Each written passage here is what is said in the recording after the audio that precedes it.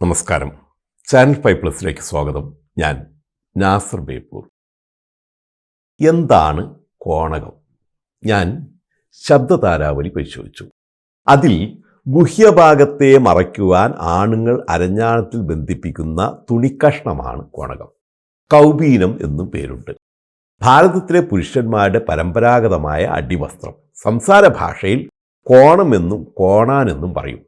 കോവീണക എന്ന പദം ലോപിച്ചാണ് കോണകമാകുന്നത്. പിന്നെയും പരിശോധിച്ചപ്പോൾ കിട്ടിയത് പണ്ട് കമുങ്ങിൻ്റെ പാള കൊണ്ടുള്ള കോണകമായിരുന്നു അത്രേ ഉപയോഗിച്ചിരുന്നത്. ഇതാണ് പാളക്കോണം. അരനൂറ്റാണ്ട് മുമ്പ് വരെ കമുങ്ങിൻ്റെ പാള കൊണ്ടുള്ള ഇത്തരം പാളക്കോണങ്ങൾ കുട്ടികളെ ഉടുപ്പിക്കുമായിരുന്നു അത്രയും. കോണത്തിൻ്റെ വാലാണ് കോണകവാൽ. അപ്പോൾ കോണകവാൽ അശ്ലീലമോ ശീലമോ എന്നതാണ് എൻ്റെ ചോദ്യം. എൻ്റെ ചോദ്യമല്ല, ഇപ്പോൾ ഉയർന്ന വലിയൊരു ചോദ്യം.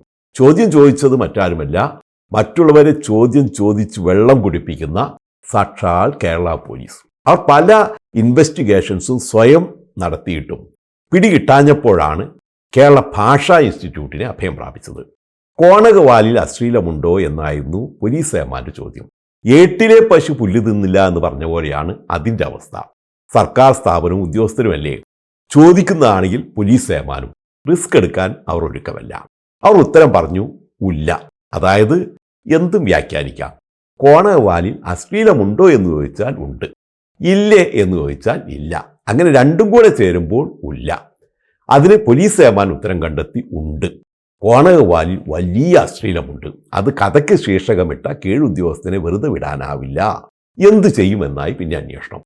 സർവീസിൽ നിന്ന് സസ്പെൻഡ് ചെയ്താൽ പിന്നെ അന്വേഷണമാകും, പുലിവാലാകും. അതുകൊണ്ട് അത് വേണ്ട. ഫലത്തിൽ അതിനേക്കാൾ വലുത് തന്നെ കൊടുക്കാം. പാവം ASIയുടെ വാർഷിക വേതന വർധനവ് 3 വർഷത്തേക്ക് തടഞ്ഞുകൊണ്ട് ഉടനെ ഉത്തരവിറക്കി.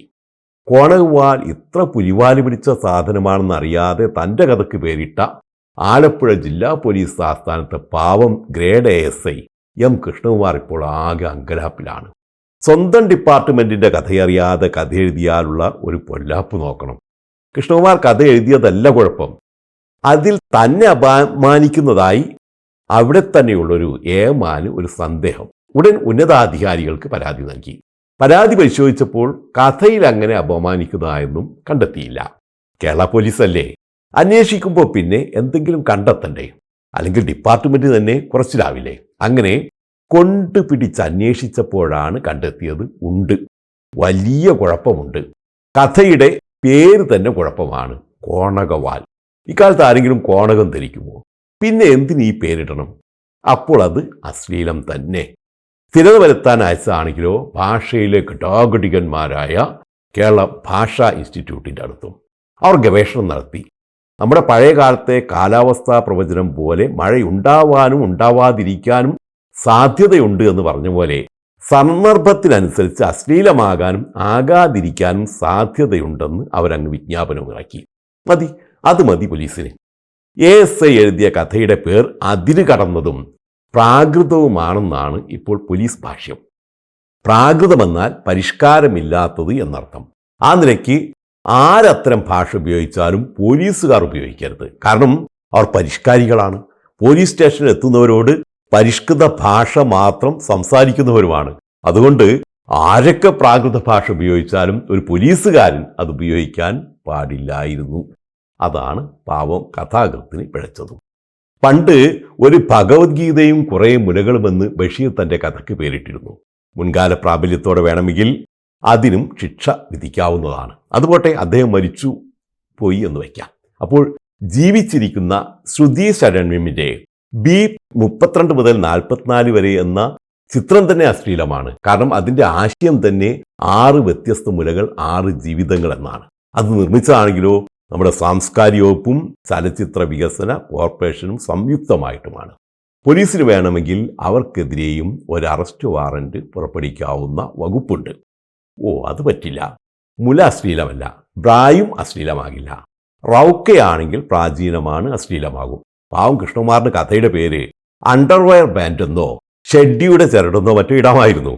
കോണകവാലായതാണ് പുലിവാലായത്. അതേതായാലും ഇനി കോണകം കോടതിയിലെത്തും. അവരും കോണകത്തിന്റെ പിന്നാലെ പോകും. ചന്തി ഒന്നും എഴുതിക്കൂടാ. ഇനി മുതൽ നിന്റെ കുണ്ടി പൃഷ്ഠം എന്നറിയപ്പെടും കേട്ടോ. പറഞ്ഞേ ശരിയാണ്. കോണകം എന്നൊന്ന് എഴുതിക്കൂടപ്പാ. അത് ഇനി മുതൽ കൗപീനം എന്നറിയപ്പെടും. ഞാൻ ആലോചിക്കുകയാണ്, ഇക്കാലത്ത് ആർക്കും വേണ്ടാതെ കിടന്നൊരു സാധനമാണ് കോണകം. അതിനും അങ്ങനെ ഒരു നല്ല കാലം വന്നു എന്ന് പറയാം. ആരൊക്കെയായിരിക്കും ഇനി ഗവേഷണം നടത്തുന്നത്? പോയി കോണകം ഒരുപക്ഷെ സുപ്രീം കോടതി വരെ കയറാതിരിക്കാനും സാധ്യതയുണ്ട്. ഏതായാലും ഇത് കാണുന്ന പൊതുജനത്തിന് ചിരിക്കാൻ നല്ല വക എന്നല്ലാതെന്ന് പറയാൻ.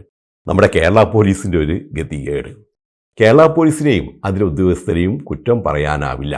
മറ്റ് സംസ്ഥാനങ്ങളുടെ പോലീസിനെ അപേക്ഷിച്ച് അവർ എത്രയോ ഭേദമാണ്, ഏറെ മിടുക്കരുമാണ്. എനിക്കവരോട് വലിയ ബഹുമാനവുമാണ്. ഇവരെ ശിക്ഷ വിധിച്ച ഏമാനെയും കുറ്റം പറയാനാവില്ല. അദ്ദേഹവും നിസ്സഹായനാണ്. അദ്ദേഹവും കേരള പോലീസ് ആക്ടിൻ്റെ ഒരു ഉപകരണം മാത്രമാണ്.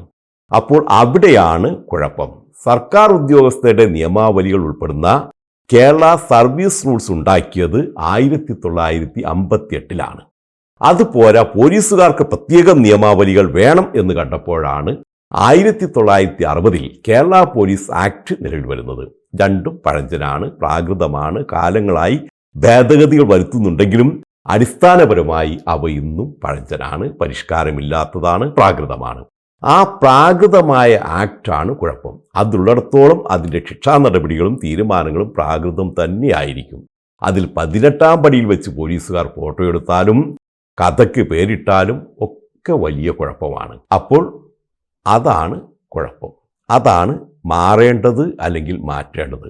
കുമാരനാശാൻ്റെ ഒരു വരിയുണ്ട്: മാറ്റുവിൻ ചട്ടങ്ങളെ സ്വയം, അല്ലെങ്കിൽ മാറ്റുമതുകളി നിങ്ങളെത്താൻ.